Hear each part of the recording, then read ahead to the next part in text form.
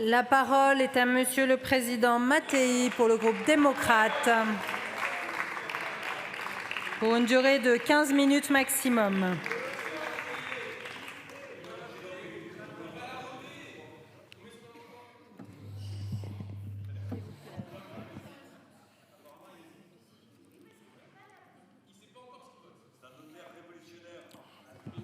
Allez, s'il vous plaît, on écoute le président Mattei.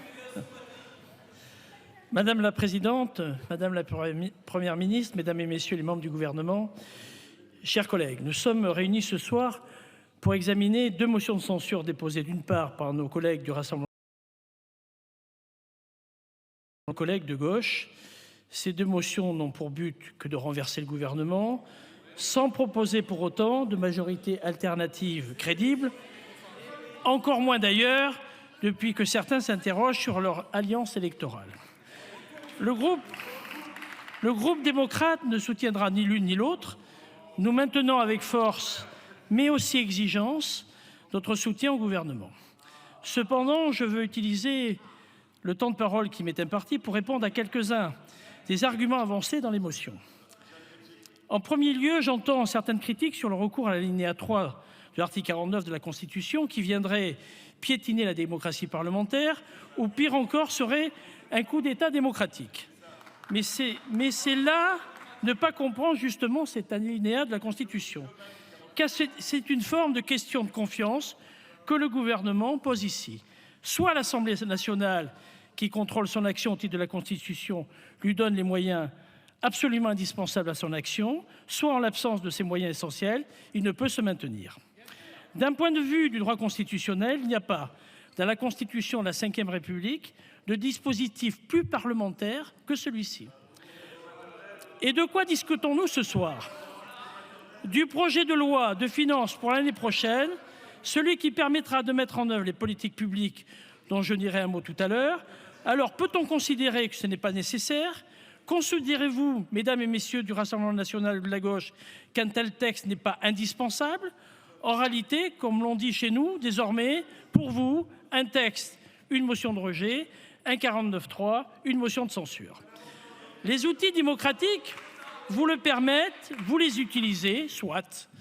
Mais dans tout cela, vous devriez voir quelques nuances. Une de ces nuances guide le groupe démocrate dans son approche du 49.3. Cette différence entre texte nécessaire et texte utile. Si cet outil est indispensable sur les textes essentiels, comme les textes financiers, lorsqu'il n'y a pas de majorité, le gouvernement doit se garder autant que possible d'y recourir pour les autres textes et de laisser la délibération parlementaire suivre son cours plein et entier. C'est l'esprit même de la Constitution, en particulier depuis la réforme de 2008, qui réécrit l'article 49.3 pour redonner de la vigueur à notre Parlement. Car, mes chers collègues, quoi de plus indispensable que les lois financières pour les intérêts vitaux de la France? Certains de nos collègues pensent que la Constitution prévoit des dispositifs permettant d'éviter un shutdown à l'américaine, garantissant que les fonctionnaires seront payés ou que les écoles ouvriront, même en l'absence de loi de finances adoptée avant le 31 décembre. Il en est ainsi des 12e provisoires. Mais quelle serait alors notre capacité collective à gouverner efficacement ce pays? Ne pensez-vous pas que nos créanciers, surtout nos concitoyens, perdraient à juste titre confiance dans la capacité des pouvoirs publics à faire fonctionner normalement, avec des conséquences catastrophiques pour le financement des politiques publiques et pour l'ensemble de notre économie? Nous devons donner un budget à la France. C'est indispensable. C'est d'autant plus indispensable que ce projet de loi s'inscrit dans un contexte difficile. Aucun flottement n'est permis aujourd'hui. L'invasion de l'Ukraine par la Russie nous a rappelé que la guerre entre deux États est toujours possible en Europe, que certains États n'ont pas encore abandonné un impérialisme coupable. La dégradation de la situation au Moyen-Orient, ainsi que l'importation possible au sein de l'Union européenne de ce conflit par des groupes terroristes, doit nous conduire à renforcer notre vigilance et à répondre coup pour coup à ceux qui voudraient diviser la communauté nationale. À ces regains de barbarie s'ajoutent des interrogations sur la conjoncture économique internationale. Si l'activité en France continue de croître grâce à l'action du gouvernement et de la majorité depuis 2017, nous permettant d'avoir le taux de chômage le plus bas depuis plus de 30 ans, certains de nos partenaires parmi les plus proches voient leur situation économique et financière se dégrader. Enfin, l'inflation dans la zone euro fragilise les entreprises et les ménages. Elle conduit aussi la BCE à resserrer sa politique monétaire, renchérissant le coût du financement de notre déficit public. Le taux qui avoisinait 0 il y a 2 ans s'élève à 3,6% désormais. En à peine un mois et demi, les taux ont gagné 0,6 points, soit l'équivalent de 18 milliards de dettes en plus à horizon de 10 ans. Tous ces éléments nécessitent que l'on protège les Français, qu'on en adapte notre pays, notre économie, que l'on mène les combats nécessaires au niveau européen. C'est notre engagement, me semble-t-il, et je refuse absolument de m'en remettre à une gestion par ordonnance. Ainsi, notre politique vise à répondre de manière simultanée à ces défis. Nous atténuons l'effet de l'inflation pour les ménages par l'indexation de l'impôt sur le revenu, accompagnée dans le PLFSS par l'indexation des aides sociales en leur permettant et des retraites. Nous aidons les entreprises en leur permettant d'améliorer leur compétitivité, notamment par la baisse des impôts de production. Alors que le renchérissement de la charge de la dette risque à moyen terme de compromettre la soutenabilité de celle-ci, nous continuons à déployer notre politique de rétablissement des comptes publics par un meilleur contrôle de la dépense publique. Vous savez que la bonne tenue des finances publiques est inscrite dans l'ADN de notre famille politique. Nous saluons les efforts qui sont faits dès cette année et soutenons vivement, Madame la Première ministre, l'accélération de nos efforts d'évaluation des dépenses publiques de manière à dépenser peut-être moins, mais surtout à dépenser mieux. Au-delà de ces nécessités, Madame la Première ministre, je veux vous dire que vous avez décidé d'engager la responsabilité de votre gouvernement sur un projet de loi de finances qui est bon. Il est bon en ce qu'il permet de répondre à un ensemble d'enjeux essentiels pour la France. La preuve en est avec l'engagement de ce budget en faveur de la transition écologique, notamment par le verdissement de la fiscalité avec le crédit d'impôt, investissement industrie verte, ou encore la réduction progressive des dépenses fiscales brunes, réduction accompagnée de mesures facilitant la transition des secteurs les plus concernés. Ce budget marque aussi de nombreux pas en avant dans la quête d'une meilleure équité fiscale. J'ai d'ailleurs davantage entendu mes collègues de l'opposition se plaindre de supposés cadeaux aux entreprises que contiendrait ce texte, que saluer certaines avancées structurelles en matière de justice fiscale. Je pense par exemple à la transposition de l'accord de l'OCDE sur la taxation minimale des bénéfices des entreprises multinationales. Beaucoup, à l'instar des députés démocrates, l'espéraient depuis longtemps. Et je voudrais saluer le travail du ministre de l'économie et des finances à ce sujet. Ce projet de loi de finances permet aussi de lutter plus efficacement contre la fraude. Ces comportements inacceptables qui minent chaque jour un peu plus notre combat démocratique. Je voudrais ainsi souligner ici la meilleure régulation des prix de transfert, outil utilisé aujourd'hui par de nombreuses multinationales étrangères pour réduire leur impôt en France. Par le plan fraude, qui trouve sa traduction législative dans ce texte, nous donnons aussi plus de moyens aux administrations fiscales et douanières d'effectuer leur mission. Je voudrais profiter de ce moment pour saluer leur travail d'intérêt général. Aucun texte n'est cependant parfait à son dépôt. Et certains amendements des députés démocrates sont venus utilement enrichir le texte qu'ils nous ont proposé ce soir. Je ne vais pas ici en faire une litanie, j'en citerai juste quelques-uns. Christophe Blanchet a ainsi proposé de proroger l'exonération pour les pourboires bénéficiant aux bas salaires de la restauration, encourageant ainsi la déclaration de ces compléments de rémunération. Avec Olivier Falorni, nous avons souhaité encourager les entreprises à développer leur flotte de vélos pour accompagner les changements vers des mobilités plus douces. Enfin, conscient des effets de l'inflation sur les associations d'aide alimentaire, Perrine Goulet et les députés démocrates ont permis la reconduction pour 3 ans de la réduction d'impôt à 75% pour les dons à ces accompagnateurs indispensables pour nos concitoyens les plus fragiles.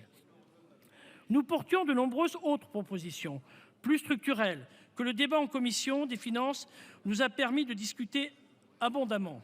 Je voudrais ici saluer le travail du rapporteur général, Jean-René Cazeneuve, et du président Éric Coquerel, qui, en dépit de leurs désaccords profonds, ont garanti les conditions d'un débat de haute tenue. Mais remercie également tous mes collègues pour ce débat apaisé dont notre pays a bien besoin. Au-delà de ce que vous avez repris dans le 49.3, Madame la Première ministre, je souhaite vraiment que les propositions structurelles et structurantes du groupe démocrate soient une base de travail pour des textes futurs, en particulier s'agissant de la justice fiscale et du logement. Nous devons ainsi continuer à aider celles et ceux qui travaillent, ces familles toujours à la limite, qui gagnent un peu trop pour bénéficier des aides, mais pas assez pour assurer une sérénité du quotidien. Nous avons entendu l'engagement du gouvernement à améliorer l'impôt sur le revenu en 2025. Nous le saluons, tout en rappelant qu'il faudra alors aider plus encore les familles. D'ici là, nous espérons que pour ces familles, nous saurons dans le PLFSS trouver les voies et moyens et de les accompagner notamment au travers du complément de mode de garde. Nous voulons aussi continuer à porter notre vision singulière de l'entreprise. Nous pensons qu'il existe un bénéfice utile, celui qui est réinvesti dans la transition écologique, dans le développement des capacités productives ou encore utilisé pour améliorer la rémunération des salariés. Et le bénéfice futile, celui qui est distribué aux actionnaires au-delà d'une rémunération juste du capital. Nous devons avantager l'un tout en désincitant l'autre. Ainsi, nous ne sommes pas en faveur d'une taxation aveugle de ceux que certains ont le mauvais goût d'appeler les profiteurs de crise, car ces profits peuvent être réinvestis. C'est quand ils sont réinvestis de manière stérile qu'ils doivent être taxés. C'est le sens de notre amendement de taxation des rachats d'actions que nous regrettons de ne pas voir dans le texte final. Je sais néanmoins qu'en matière économique, comme le prouve l'accord de l'OCDE sur l'imposition minimale des multinationales, les réflexes changent lentement, un peu trop parfois. Nous avions aussi un ensemble de mesures structurelles sur le logement. L'examen d'un projet de loi de finances est l'occasion de se poser un certain nombre de questions, dont certains revêtent un caractère particulièrement sensible. Telle est la politique du logement qui mobilise près de 40 milliards d'euros, dont 15 milliards de dépenses fiscales, et qui, de l'avis de toutes et tous ici, ne produit pas de résultats probants. Le logement joue un rôle premier dans la vie des ménages. C'est certes un lieu d'habitation, mais c'est aussi bien plus. C'est le lieu de la vie familiale, un héritage, c'est un concentré de souvenirs. Dans certains cas, il représente les économies d'une vie, une forme d'assurance pour le futur. C'est un sujet central pour nos concitoyens, surtout aujourd'hui. La France est, nous le croyons, à l'orée d'une crise de logement. À la crise larvée déjà ancienne s'est additionnée depuis 1 an et demi une crise conjoncturelle en raison de la forte hausse des taux d'intérêt et l'explosion des coûts de la construction. Au-delà de l'aspect social qui voit des milliers de familles en difficulté, cela peut devenir une catastrophe économique pour tout un secteur. Plusieurs dispositifs de ce projet de loi souhaitent y répondre et nous en saluons l'essentiel. Toutefois, ces avancées ne sont à nos yeux que des dispositifs transitoires en vue d'un travail plus approfondi que nous mènerons dans les prochains mois. La fiscalité des revenus fonciers doit être ainsi revue de manière plus large. La quasi-suppression du régime des meublés classés de tourisme, mesure qui nous semble à la fois insuffisante et mal ciblée. Nous espérons que cet article évoluera dans la navette. À moyen terme, nous appelons à un travail sur la création d'un véritable statut d'investisseur immobilier qui, en contrepartie d'une baisse de la fiscalité des revenus locatifs, obligerait à respecter certaines conditions, comme un engagement de location du bien sur au moins 3 ans, un encadrement des loyers ou encore un diagnostic de performance énergétique de catégorie D au moins.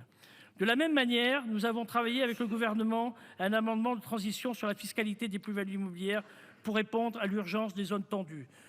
Cela ne doit pas nous exonérer de continuer à travailler sur une réforme plus structurelle visant vraiment à accélérer la libération du foncier par l'application d'un abattement non pas sur la durée des tensions, mais indexé sur l'inflation. Notre réponse ne peut être uniquement fiscale. Nous ne réglerons pas tout en revoyant la fiscalité des locations de courte durée ou en adaptant une nouvelle fois la TVA sur la construction des logements sociaux, même si nous devons donner un signe fort dès ce PLF. Nous sommes convaincus de la nécessité d'une grande loi logement que nous, députés démocrates, appelons de nos vœux depuis plusieurs mois déjà. Nous sommes prêts, et vous le savez, Madame la Première ministre, à travailler avec le gouvernement et à formuler des propositions innovantes sur ce sujet. En attendant, Madame la Première ministre, vous avez décidé de prendre vos responsabilités. Votre projet de loi de finances est celui qu'il faut pour la France. Ainsi, face à ces 2 motions de censure, vous avez le soutien plein, entier et exigeant du groupe démocrate. Je vous remercie. Merci beaucoup, Monsieur le Président Mattei.